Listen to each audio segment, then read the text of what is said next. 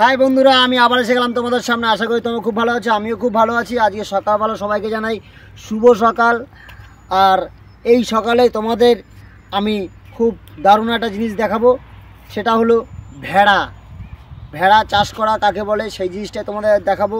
ভেড়া কীভাবে গাড়ির রাস্তায় চড়াতে নিয়ে যায়, ঘাস খাওয়াতে যায়, সেই জিনিসটাই তোমাদের দেখাবো। চলুন আজকের এই ভেড়ার কাহিনীটা দেখা যাক। আমি এখন আছি তামিলনাড়ু ভিকে কোম্পানিতে। এই যে জায়গাটায় সবাই খুব আনন্দের মধ্যেই থাকে, সবাই কাজবাজ করে।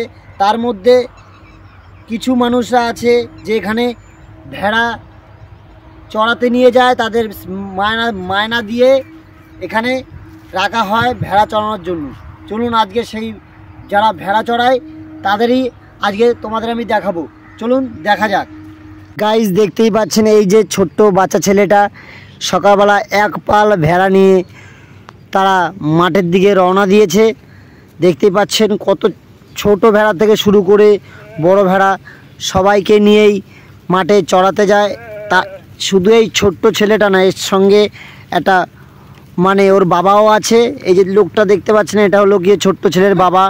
তারা বাপ বেটা দুজন মিলেই এই তামিলনাড়ুতে মাস মেলায় ভেড়া চড়ায়। রোদ্রে এখন জানেন যে কত ডিগ্রি রোদ্দুরটা পড়েছে। এই রোদ্দুরের মধ্যে এই দুটো বাপ ছেলে এরা ভেড়া চড়াতে যায়। এদের সঙ্গে না থাকে খাবার, না থাকে কিছু। বহু দূর দূর এরা এই ভেড়া নিয়ে চলে যায়। একটা ভেড়া যদি কোনো মতে হারিয়ে যায়, মালিকের কাছে গালাগালি খেতে হয়। তা দেখতেই পাচ্ছেন এখন ভেড়ারা ঘাস খাচ্ছে।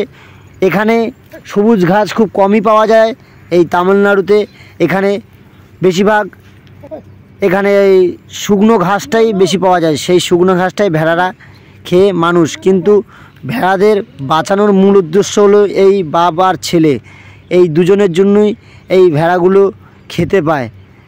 যার ভেড়া সে তো কোনো সময় চড়ায় না। এই দু বাপ ছেলের জন্য একটু শেয়ার অবশ্যই করবেন যে এরা কত পরিশ্রম করে এই তামিলনাড়ুতে এসে। এই ঠাডা পড়া রোদ্দুরের মাঝখানে যে কত কষ্টর মধ্যে এরা ভেড়াটা চড়ায়, তারপরে মাস গেলে কিছু টাকা বেতন পায়। এই ভিডিও ভালো থেকে অবশ্যই শেয়ার, কমেন্ট আর সাবস্ক্রাইব করতে ভুলবেন না পরবর্তী ভিডিও দেখার জন্য।